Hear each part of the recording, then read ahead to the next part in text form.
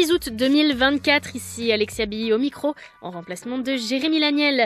Au menu, on revient sur l'apparition surprise d'un drone lors d'un concert à Winnipeg vendredi. Évidemment, c'est interdit pour un particulier de faire voler un tel équipement dans ce genre d'événement. On vous en dit plus dans quelques instants. Une situation un peu bizarre là qui s'est produite vendredi lors de ce Burt Block Party, une série de concerts en extérieur organisée par le théâtre Burton Cummings au centre-ville de Winnipeg. Un drone qui a fait une apparition inattendue qui volait tout près de la scène pendant que le groupe Arkells jouait devant la foule.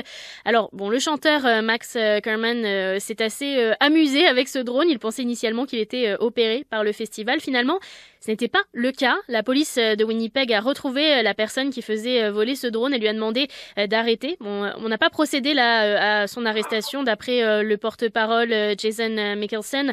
En tout cas, nous, on en discute avec le propriétaire d'Exodrone, une entreprise qui offre notamment de la formation pour le pilotage de ces appareils. Benoît Germain, bonjour.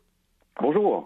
Il y a quand même eu un engouement à un moment donné là autour de l'achat de ce genre d'équipement, de drones, mais on a quand même des réglementations en place. On ne peut pas les faire voler n'importe où, n'importe quand, surtout quand on est un particulier. Alors quel genre d'utilisation on peut faire d'un drone déjà?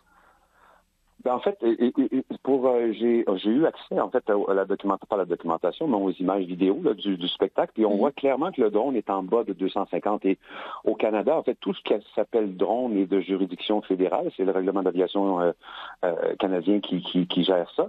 La vidéo que j'ai vue, on voyait vraiment que c'était un drone qui pesait en bas de 250 grammes.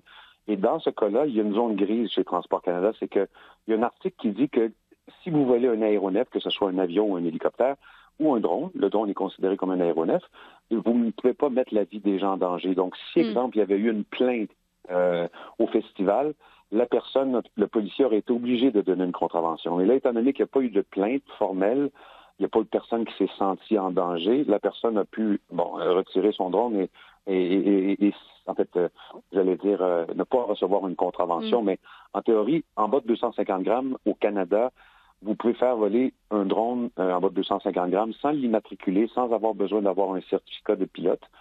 Mais la seule règle, c'est de ne pas mettre la vie des gens en danger ou ne pas prêter flanc à ce qu'une personne fasse une plainte de la présence du drone, auquel cas la police aurait été obligée de donner une contravention. Mais là, ce que je comprends, c'est qu'il n'y a pas eu de plainte.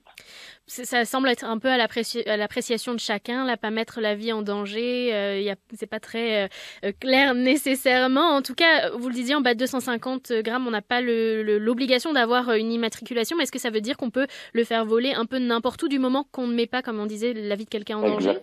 Exactement. Curieusement, en fait, si le drone avait été plus gros, au-dessus de 250 grammes, là, c'était pas clair à savoir s'il y avait eu le droit ou non, parce que au-dessus de 250 grammes, Transport Canada permet des circonstances où ils vont permettre justement d'avoir un drone au-dessus des foules comme ça.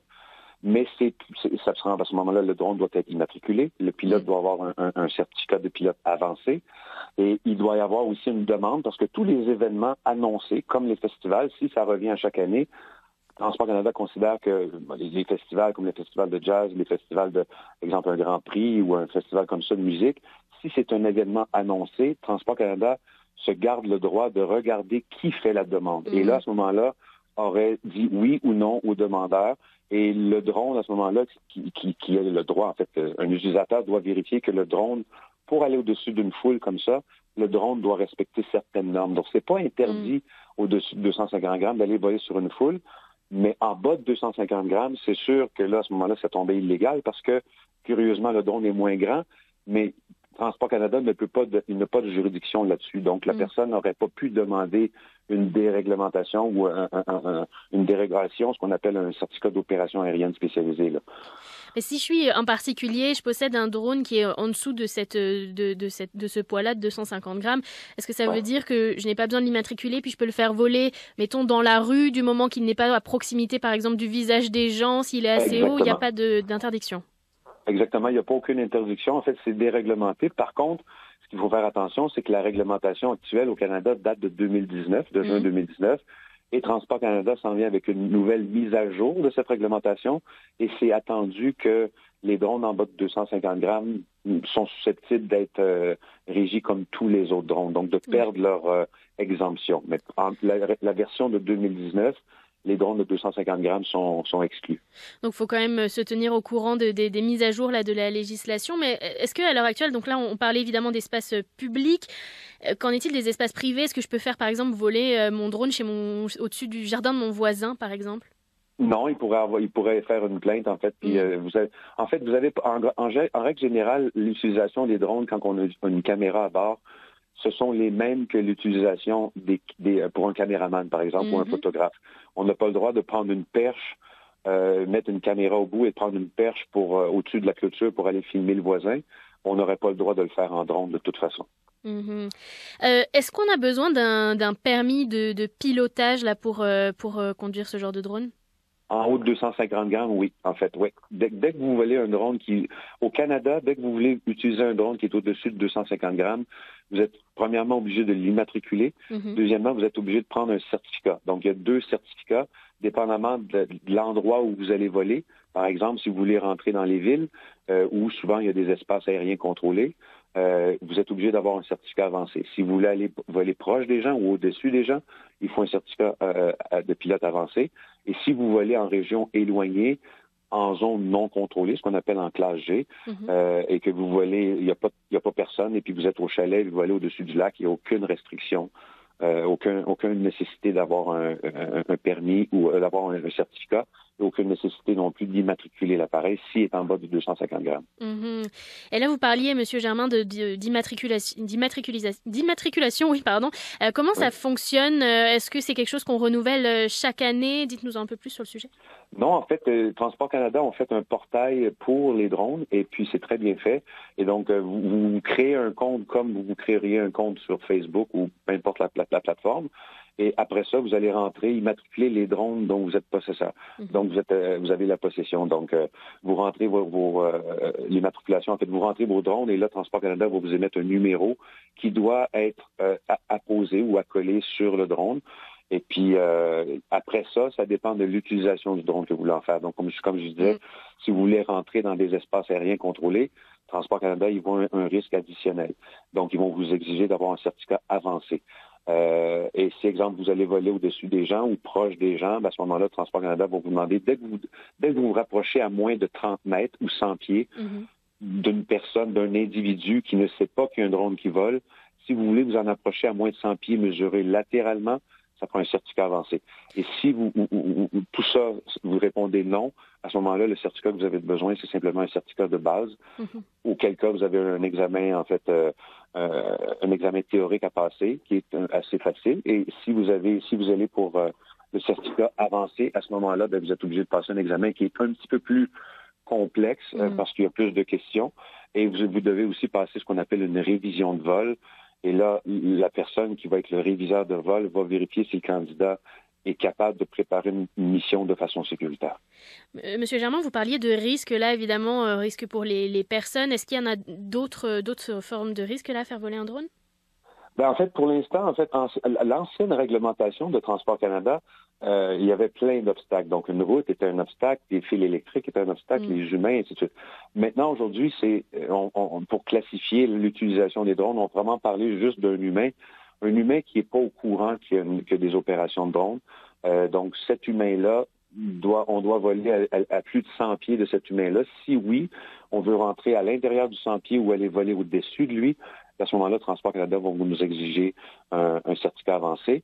Et si vous allez, comme je vous disais tantôt, aller voler au-dessus des gens, Transport Canada ont sorti une norme. Là, je rentre dans les détails, mais c'est la norme 922 pour les gens qui veulent faire des recherches là-dessus.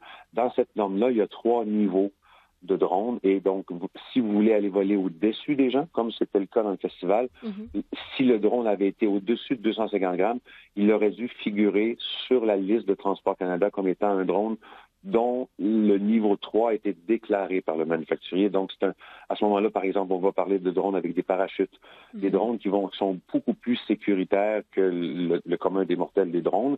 Et dans un cas comme ça, Transport Canada, si vous faites une demande spécifique, donc un certificat, même si vous avez votre certificat de pilote et que vous êtes dans les normes, vous voulez aller voler au-dessus d'un événement comme ça, il faut faire une demande particulière chez Transport Canada parce que ils ont un règlement dans le règlement d'aviation canadien qui cible spécifiquement toutes les utilisations de drones au-dessus des événements annoncés, comme je vous disais tantôt, les Grands Prix, les festivals et tout ça. Donc, il aurait fallu qu'il demande une permission à Transport Canada. Mais là, lui, en fait, en l'occurrence, la personne qui a utilisé un drone dans votre festival, lui n'aurait pas pu faire la demande à Transport Canada parce que Transport Canada ne s'occupe pas des drones en bas de 250 grammes. Peut-être en terminant quand même, Monsieur Germain, il y a certaines personnes qui possèdent des drones pour voyager, par exemple, faire des belles vidéos de paysages, par exemple, à l'étranger. Évidemment, c'est pas les mêmes réglementations partout dans le monde. Comment est-ce qu'on s'assure qu'on est bien dans les règles quand on part à l'étranger? C'est une très bonne question, en fait, parce que pour l'instant, chaque pays est souverain, en fait, dans la réglementation. Et il y a l'OACI a sorti des réglementations communes, en fait, où les pays étaient susceptibles d'adhérer ou non à cette loi de l'OACI, mais ça visait tous les vols hors de portée visuelle, mais ce qui n'est pas le cas en date d'aujourd'hui. Aujourd'hui, la réglementation nous permet d'aller voler en portée visuelle.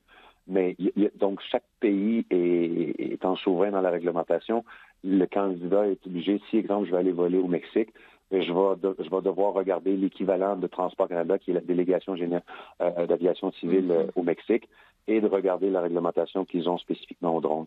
Mais souvent, en fait, ça dépend des pays, mais il y a des pays, exemple, si vous allez en France, vous ne pourrez pas voler avec un certificat canadien. Par contre, si vous allez dans plein de pays, il y a plein de pays qui acceptent le certificat des pilotes canadiens comme étant une référence. Mais encore une fois, c'est du cas par cas. Malheureusement, il n'y a pas de règle générale. Donc évidemment, bien se renseigner quand on fait voler un drone. Benoît Germain, merci beaucoup d'être venu nous en parler. Ça marche. Merci beaucoup. Bonne journée à vous. Bye. Et je rappelle, il est propriétaire de Exodrone, une entreprise qui offre notamment de la formation au pilotage de drones.